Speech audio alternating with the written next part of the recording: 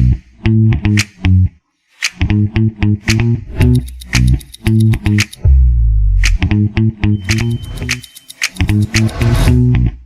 everybody, welcome to episode 326 of The Virtual Couch. I am your host, Tony Overbay. I am a licensed marriage and family therapist, a certified mindful habit coach, a writer, speaker, husband, father of four, and creator of the Path Back, an online pornography recovery program that is helping people reclaim their lives from turning to unhealthy coping mechanisms like pornography. So if you want more information, go to pathbackrecovery.com.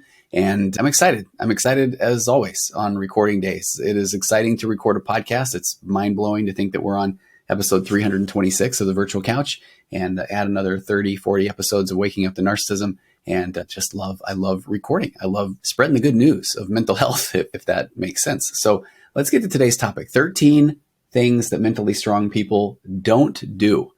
And this is from an author named Morin. And she is the author of the book, 13 Things Mentally Strong People Don't Do. And I've talked about her on previous episodes. I've done a couple of episodes, I think, based off of some of her other articles. I really enjoy the things that she is putting out. And if I take you on my train of thought of how I got to today's topic, there's been a steady pattern over the last few episodes. Yeah, I did one on doom scrolling. That was because there was a lot of heavy things that were in the news.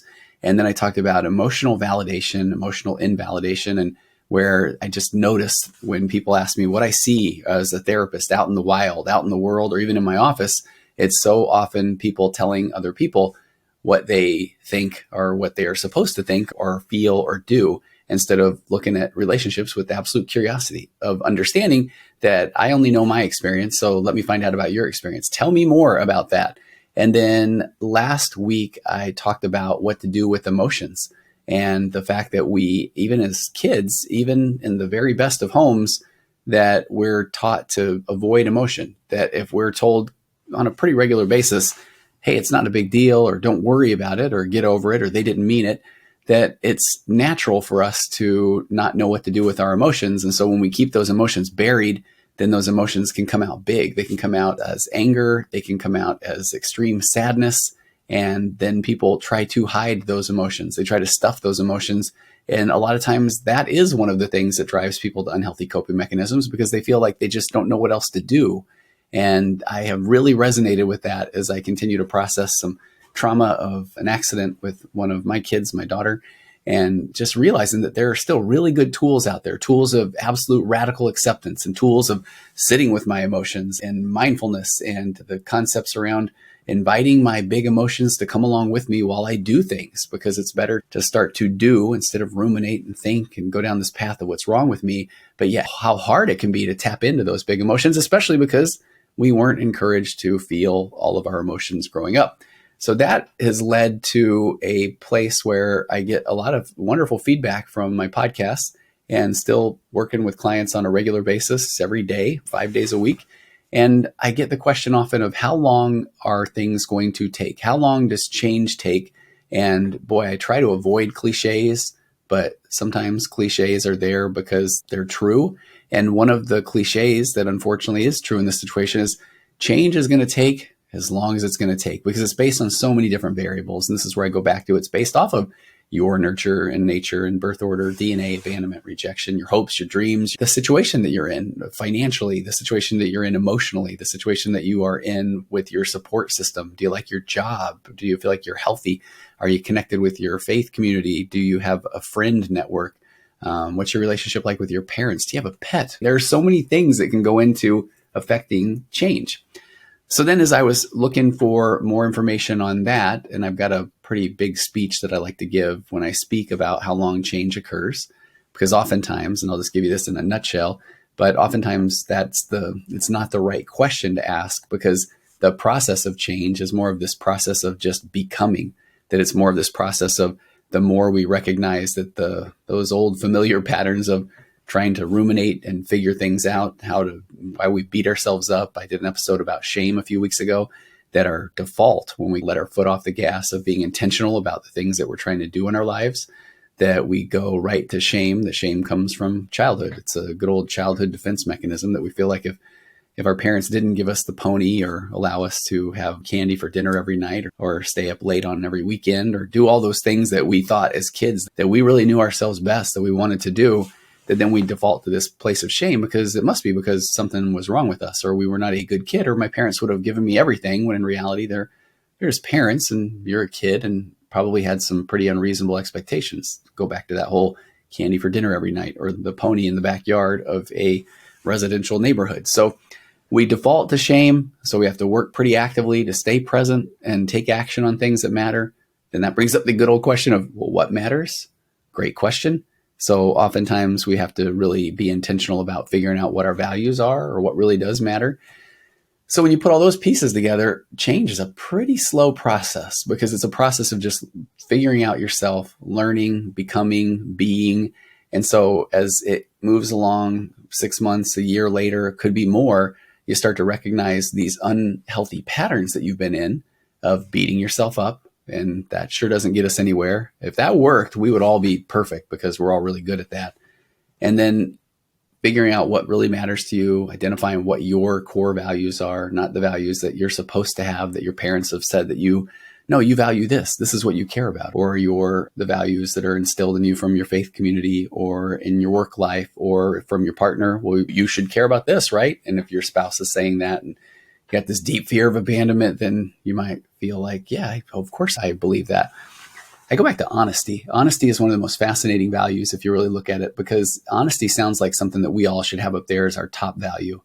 And if you grew up in a home of brutal honesty, of somebody saying that meal was horrible, or you look absolutely, I can't believe you're going to go outside in that outfit, or somebody says, hey, let me practice this speech I have to give at work, and somebody in your family who doesn't even know what you do for a living, but says, I think that sounds ridiculous. I'm just being honest, just being brutally honest. You may not grow up with honesty as a core value, but if you grew up in a house where gaslighting was used as a weapon, or the gaslighting was the air that one breathed, where you would hear your parent tell somebody that knocked on the door something, and then tell your brother or sister something, and then jump on the phone and say something completely different, and you thought, I have no idea what to make sense of. I don't even know what the truth is. You may have a value of absolute honesty. So a lot of it just depends on the situation that you grew up with. So with that said, that process of becoming, of finding yourself, and then recognizing that we all have this desire for external validation, for people to tell us that we're okay. But then we realize that, man, I am putting my happiness in the hands of other people who may just be passing by. And then I say, well, what do you think? And they say, I don't know. I'm not a big fan of what you're talking about right now, or what you're doing. And all of a sudden we think, oh my gosh, I wonder if I should keep doing this thing. And you just literally ask this person that just popped into your life, and now they feel like they need to have an opinion about something they really don't necessarily care about. And that's part of what's in the article today. But boy, what a fun time. I was going to say what a mess, but the more that you're figuring these things out, the better. And the more that you have awareness, oftentimes we feel like, man, I'm aware, so shouldn't I be better now? Well, that's adorable, because awareness is not the ultimate end all be all. Awareness is where, okay, now I'm aware. Now what do? I need to start taking action. And that's where I feel like this article today by Amy Morin is so good. 13 things mentally strong people don't do. She says how to avoid the pitfalls that can keep you from reaching your full potential. All right, so we'll clean up a little bit of items of business. Please go to tonyoverbay.com/workshop. There's a $19 marriage workshop. I'll hit the refund button and give you your money back if you feel like it isn't helpful, because I really feel like in that marriage workshop, within 60 to 90 minutes, I want to lay out that we just don't have the right tools to communicate effectively in our relationships, because we don't have them. They are not natural tools, because we go into relationships a little bit more emotionally immature, looking for that external validation, so worried about abandonment.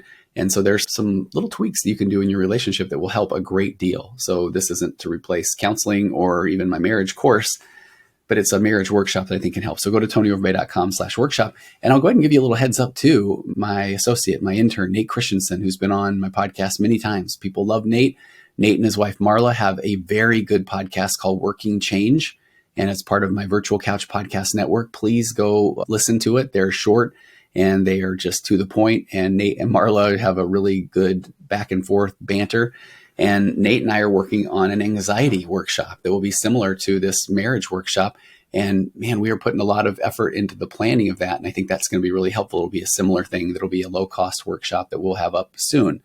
So I'll give you more information about that. And I have a really exciting project that is actually beginning, ironically, a little later today, with the co-author of the book, the best-selling book that he and I wrote called He's a Porn Addict, Now What? An expert and a former addict answer all of your questions.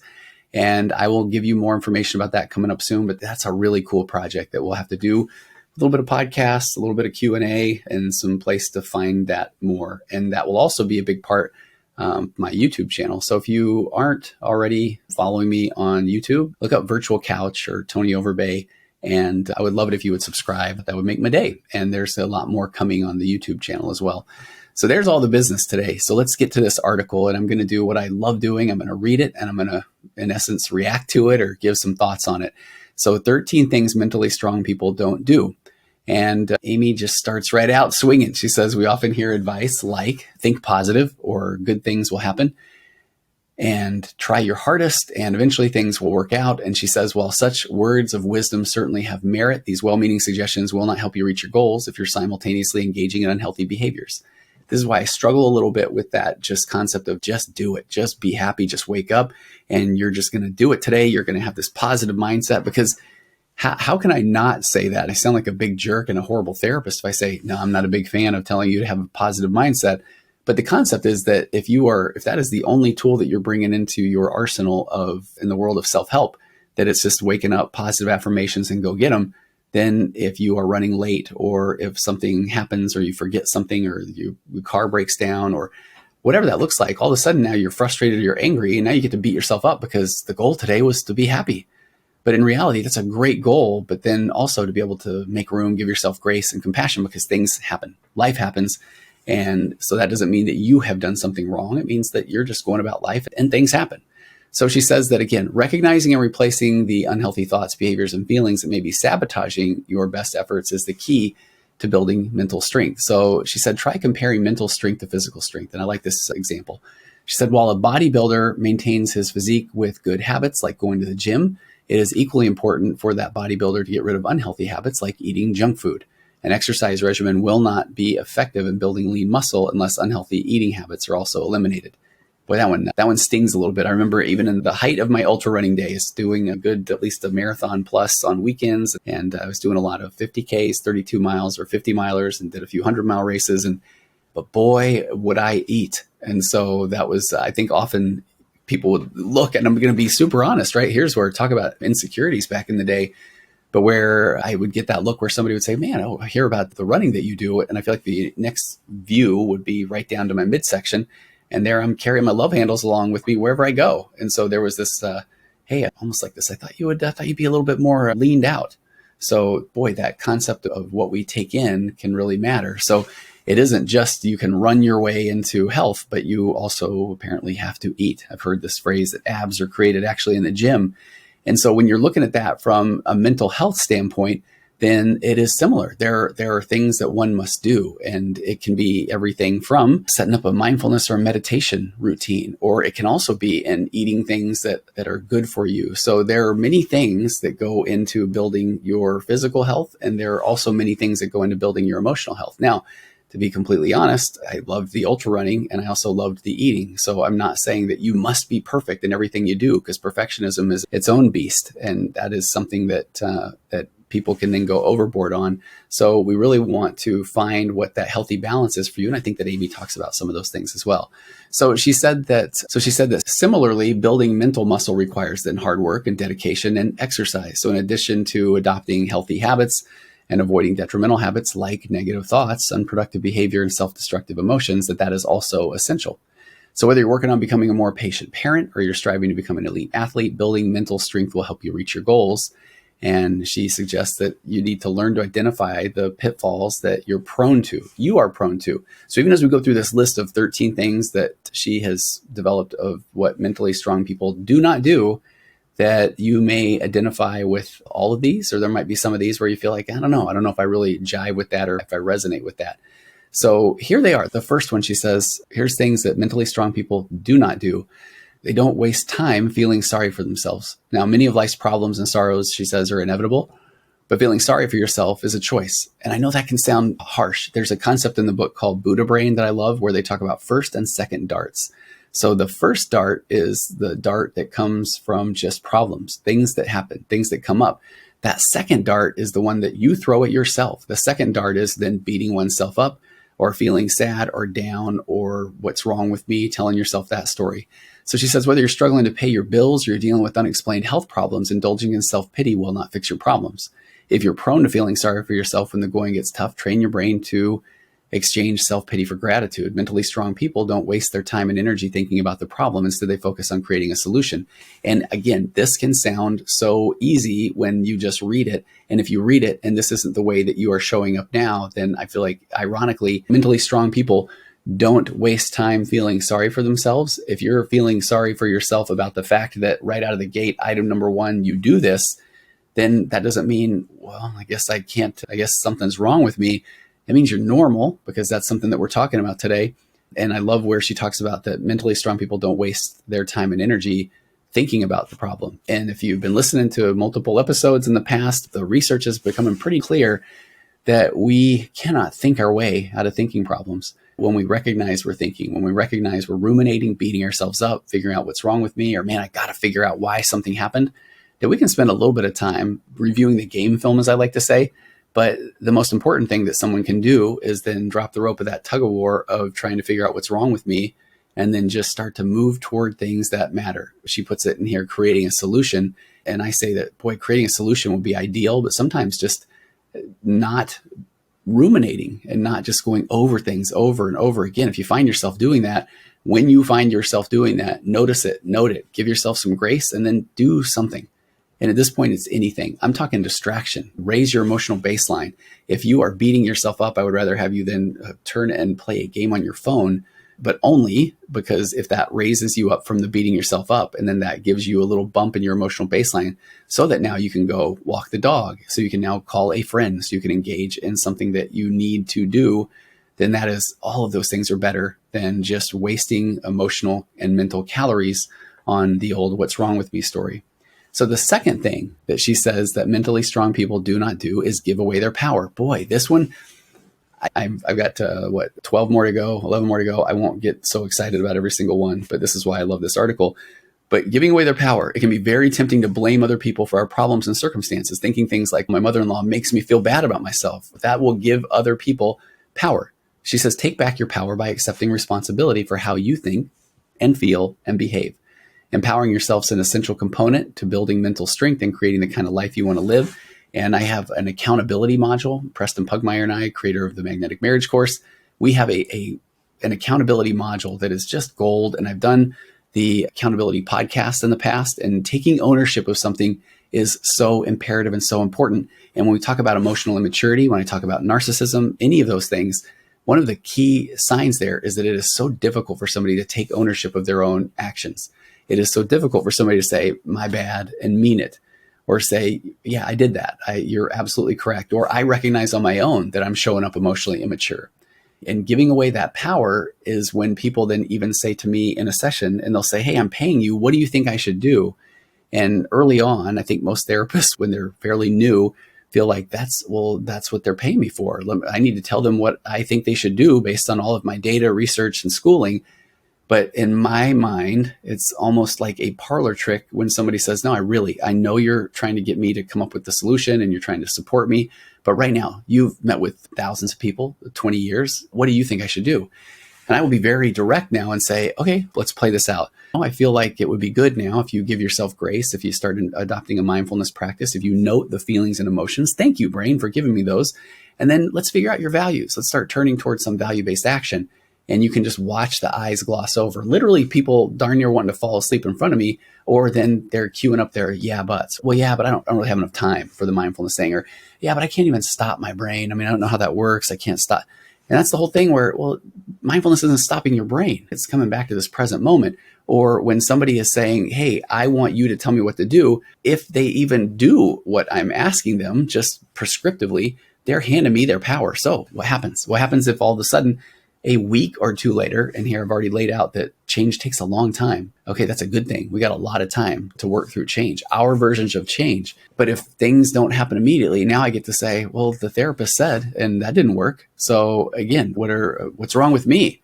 Or boy, I do a lot of couples therapy, and bless their hearts. But when people say, I don't know, do you think I should leave? Do you think I should stay? What do you think I should do?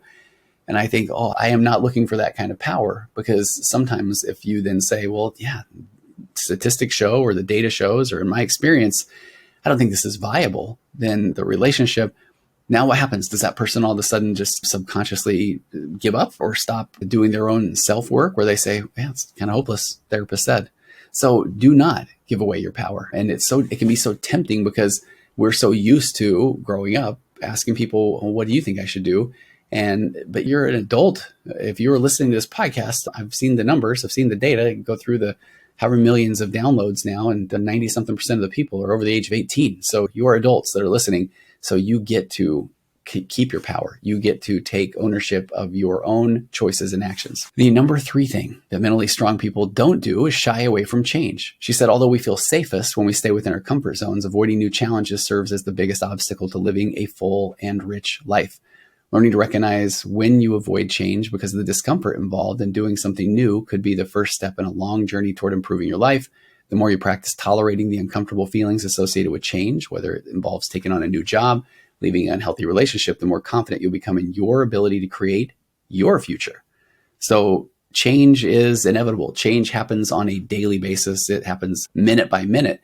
And sometimes we don't even recognize the small changes that we make in any given day. And if you feel overwhelmed by big changes that may be looming or seem inevitable, boy, practice making small changes. Practice changing up the way that you go to work. Practice taking the stairs instead of the elevator. Practice change. Do a few push-ups in between, say, sessions if you're a therapist, or change up. Just start to embrace change. Change is okay. It feels uncomfortable, and it's okay. That's part of a normal process for you to feel afraid of change. Our brain is a don't get killed device, sure, but it thinks that the more things that it can get you to habitualize or to do over and over, then it believes the less electrical activity you're going to take in your brain, and therefore somehow you will live forever. So your brain is trying to get you into these patterns, habits, paths of least resistance, because it feels like that's the way that you're going to survive. Now, granted, you may survive, but will you thrive? Will you live? Your brain is working off of a false premise to begin with. It does not have a finite amount of electrical activity. As a matter of fact, things like change give people a real sense of purpose. And that sense of purpose can be what causes people to live. As smart as we think that our brains are, blessed that they're little pink squishy hearts, they are just trying not to die, when meanwhile, it would be sure nice for us to take control and live a more fulfilling life. So the number 4 thing that mentally healthy people do not do is waste energy on things they can't control. She says, so often we worry about all the wrong things. Rather than focus on preparing for the storm, we waste energy wishing the storm wouldn't come. Love that analogy. Storms come, things happen, and so what are we going to do about them? And this is one of those concepts in the book, The Road Less Traveled, where we start right out of the gate as life is difficult, because once we recognize life's difficult, once we recognize storms are going to come, things are going to happen, they are going to continually happen to us because life, and what are we going to do about them? Once I accept the fact that storms are coming, then the fact that is a storm going to come no longer necessarily holds the same emotional fear within me. Now it's okay, that happens. Now, how do I respond? And I can prepare myself for the responses by upping my mental health game and identifying my values and recognizing my true sense of purpose. Things are going to happen. They really are. So it is not productive or mentally healthy to waste energy on things that we can't control. Amy said that if we invested the same energy into the things that we do have control over, we'd be so much better prepared for whatever life throws our way. She says, pay attention to the times when you're tempted to worry about something that you can't control, like the choices that other people make or how your competitor behaves, and devote that energy to something more productive, like your own mental health, your own well-being, or doing things that bump your own emotional baseline up, your own self-care. The number 5 thing that she says that mentally healthy people do not do is worry about pleasing others. She said a lot of people say, I don't care what other people think, but often that is a defense mechanism meant to shield them from the hurt and pain associated with rejection. People pleasers come in all forms. I am absolutely one myself. Sometimes you can spot one a mile away, and at other times their fear of angering others is deeply rooted. She says doing and saying things that may not be met with favor takes courage. And I love that. On our magnetic marriage coaching calls, Preston and I have been talking a lot about courage lately. It takes great courage to be able to express the way that you feel or express your needs or desires in a relationship. It takes equally great courage for someone to be able to make room for their spouse's opinion and to stay present and to listen and to hear and understand that two people in a relationship have two different opinions. Doing and saying things that may not be met with favor, again, it takes courage, but living a truly authentic life requires you to live, we've been talking about this today, live according to your values, even when your choices aren't popular. One of my just core of all values is being authentic. I know it's a buzzword, but authenticity, it does. It can feel amazing when you recognize that, man, I do have strong opinions about certain things and other things I do not. And that's okay. So when somebody says to me, boy, you don't care about this, or you haven't read about whatever this is in the news, and where if I used to say, no, I need to stay more involved. But if in my mind, I think, oh no, that I haven't read that and I'm not going to because that isn't something that interests me. Boy, you can already feel the invalidation that could come from somebody that if that is their life, is to become involved and obsessed with these news articles or stories. And I'm grateful that is somebody that has such a passion, but my passion may lie elsewhere. So the more that I put myself in positions where I am going to be authentic, the more I am going to also deal with invalidation. It's part of the process and it is okay. The sixth thing that mentally healthy, mentally strong people do not do is fear taking calculated risks. So Amy nails this. She says, we make dozens, if not hundreds of choices every day with very little consideration of the risks that we're taking. Whether we choose to wear a helmet on a bike ride, whether we decide to take out a loan, we often base our choices on our emotions, not the true level of risk. Making decisions based on your level of fear is not an accurate way to calculate risk because emotions are often irrational and unreliable. You don't get to be extraordinary, she says, without taking risks, and learning how to accurately calculate risk will ensure you're making the best choices. So I love the best choices, but that doesn't mean that the choices aren't going to come without uncomfortable feelings. I'm telling you, at the beginning of this podcast, I think if you add up the number of podcasts I've done, I'm talking about 326 virtual couch episodes and another 40 waking up to narcissisms and another 50 to 100 interviews. And and my point being, every time that I'm ready to put something out there, there's a risk, there's uncomfortable feelings and emotions. And so I try to prepare myself to make the best choice for me, for my career, for putting things out there to try and help people, to express things the way that I feel that I can express them. But it's risk and it still feels uncomfortable. And uncomfortableness is part of the human experience. If you're going to go through life, if you're going to be an adult, if you're going to be in a relationship, if you're going to try and take action on things that matter, then there's going to be some uncomfortableness, and that's okay. Learning to be okay with that. It doesn't mean that you have to learn something's wrong with you if you feel uncomfortable, if you feel fear. Again, welcome those emotions in. If we've been shoving those emotions away our entire life, then I'm grateful. I am so grateful that my brain is sharing these emotions with me, and I'm going to make room for them, and then I'm going to keep taking action on things that matter. Kind of leads to number 7. She says, mentally healthy people do not dwell on the past. While reflecting on the past and learning from it is a helpful part of building mental strength, ruminating can be harmful. She said, making peace with the past so you can live for the present and plan for the future can be hard, especially if you've endured a lot of misfortune, but it's a necessary step in becoming your best self. And I see this so often in my office, and this is difficult. It is for somebody that has been through a lot, and there are people that have been through an awful lot in their lives.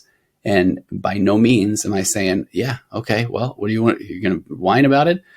But I do feel like at some point, people they just want to be heard. And sometimes we just want to know that somebody sees us and they understand that what you've been through is hard. It sounds hard. I can't even imagine. And I'm so grateful and proud of you for getting through things the way that you have.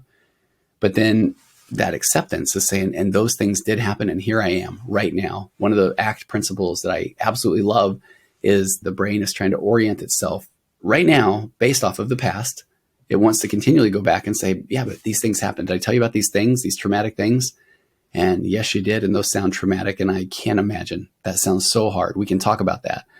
But those things happened, noted, and they made you the person you are. Here you are right now. And then the people will often then say, but what about the future? What if those things happen again? Or what if the things that have happened in the past affect what I'm going to look like in another year or so? And can you watch what our brain is doing? It's trying to orient with the past and the future.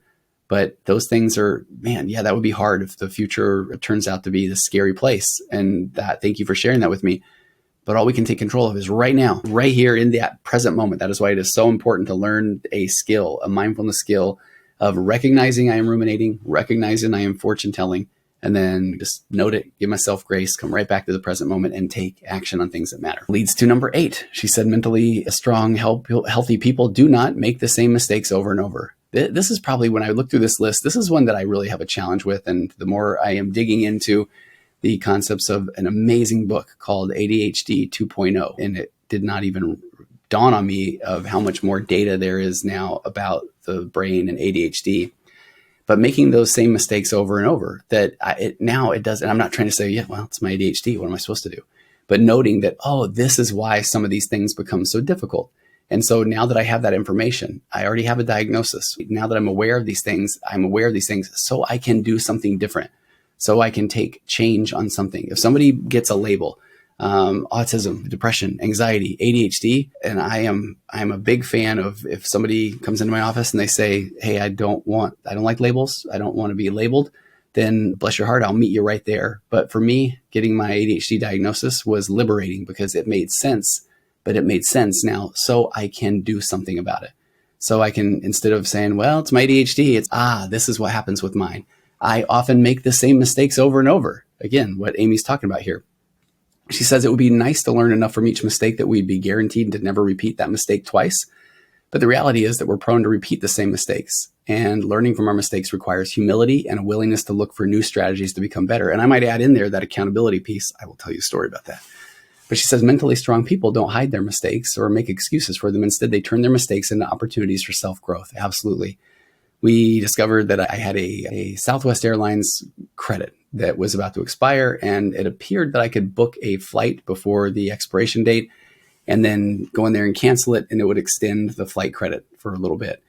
My wife is right there with me. I booked the new flight, and then she said, do you want to go ahead and just cancel that right now? And there was zero reason why I should not have done that at that moment. But here's the more that I learned. ADHD 2.0 talks about two time frames for somebody with ADHD. You either do it now or you'll do it later. There is no in between. So I did not want to do it right then. So I told her I'll do it later. Now, who am I kidding? How many times have I done the I'll do it later story? And that's the part where, boy, I've made that mistake over and over. And so I was going to do it later, not now, on several occasions, until then I finally got the email that said, hey, you didn't show up for your flight. You've lost your flight credit. I'm going to take ownership of that. I'm going to take full responsibility of that. And that is me making the same mistakes over and over. And so now I am re-engaging with a to-do list I've heard so much about. I must do something different with that because I am recognizing making the same mistakes over and over, which is not something that mentally strong people do, according to Amy Morin in this article. Number 9, this is a great one too, that mentally healthy people do not resent other people's success. Watching a coworker receive a promotion or hearing a friend talk about her achievements can start feelings of envy. But resenting other people's success only interferes with your ability to reach your goals. Whether you are secure or when you're secure in your own definition of success, you stop envying other people for obtaining their goals and you're committed to reaching your dreams, your own hopes, your own dreams. And this one's a great one. Right now, my son is on an amazing trip, and it is in a land far away for his senior trip with a lot of good friends. And it is phenomenal, the place that he's staying, and it's someone's house. And I am so just grateful that this person has done well enough that they have this house where my son and his friends can go and stay. And I recognize that in my more emotionally immature days in the past that I absolutely would have thought it's probably not that cool, or the water is probably too cold. And who wants to be 10 feet from the beach anyway, right? I would.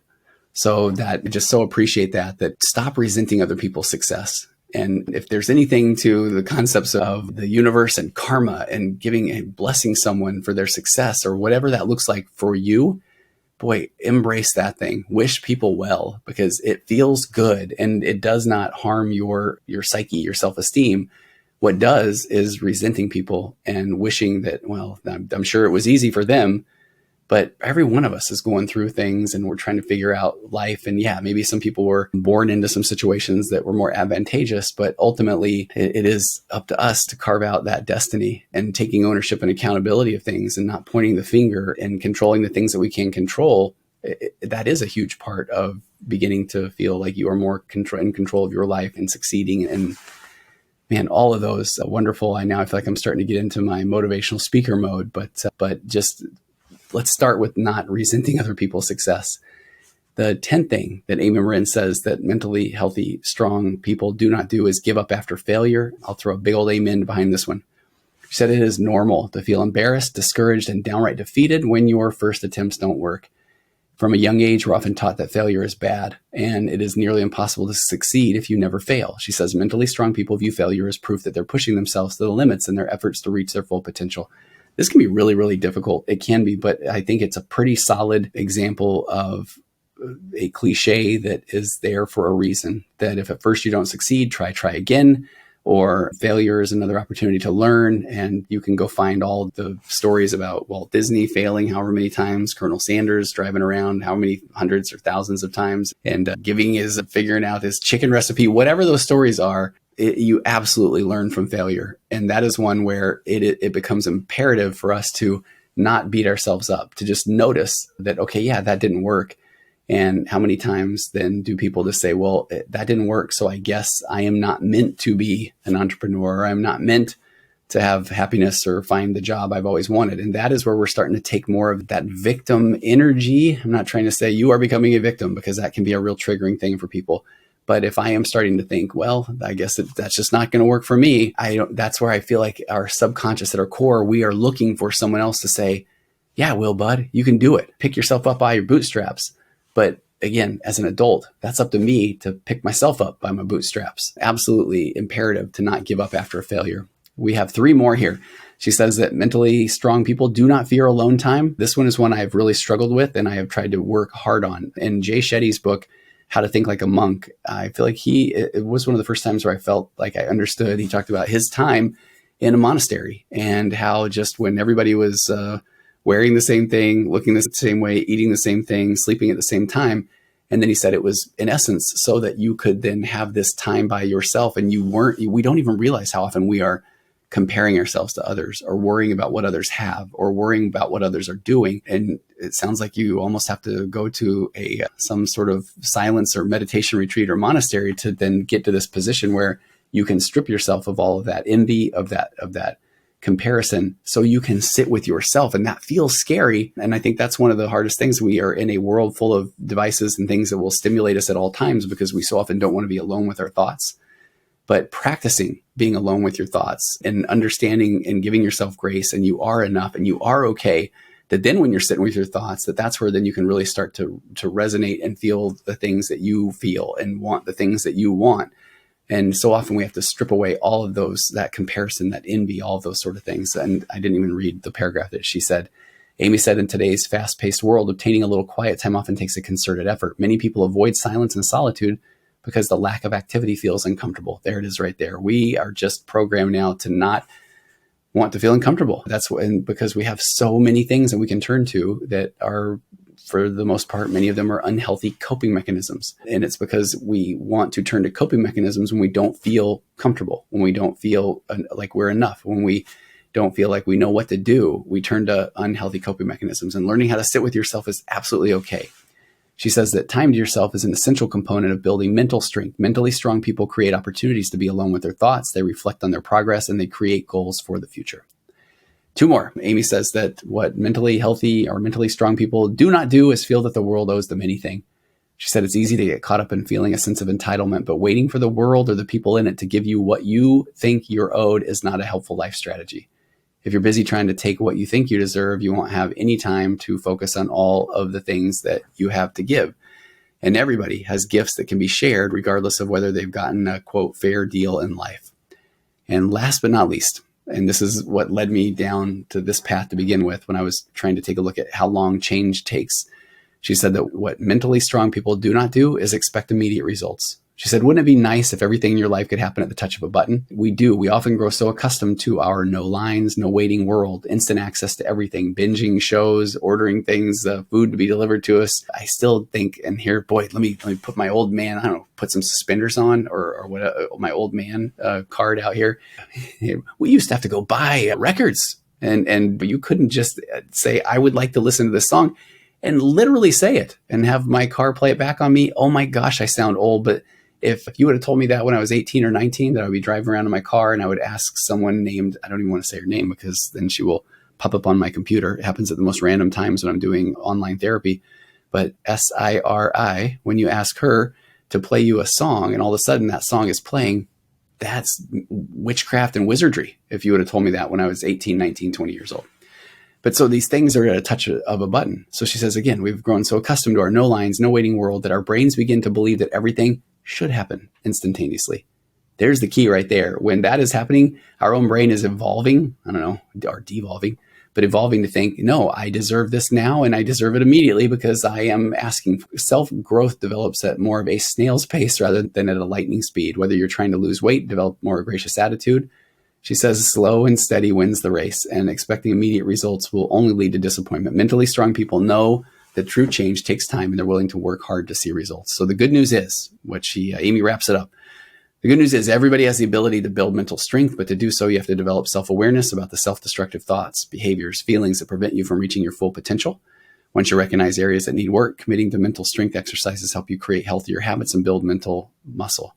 So I love everything that Amy shared, and I will just add my 2 cents there as well. First of all, a very quick ADHD funny thing. One of the first shirts that I bought for myself that I thought was very witty and clever back in the day when I started down my path of becoming obsessed for a little while with online shopping was a shirt that literally said slow and steady wins the race, except in a real race. But I love that Amy brought up that slow and steady wins the race. Still, slow and steady wins the race of life. It may not win the race of the day, but it does win the race of life. But if you resonated with any of these 13 things and think I do that, I would just implore and beg of you to not view that as, yeah, I do all those things, but to say, oh, fascinating. I do most of those things, because now is the time to stop beating yourself up. Stop looking for that external validation of someone else to tell you that you're going to be okay, because guess what? You're going to be okay. And you can start plucking these things off one at a time.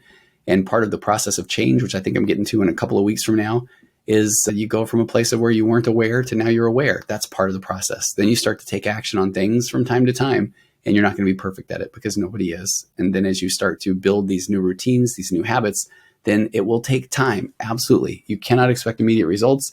It will take time. And then eventually over time, then you will start to notice that you are making change.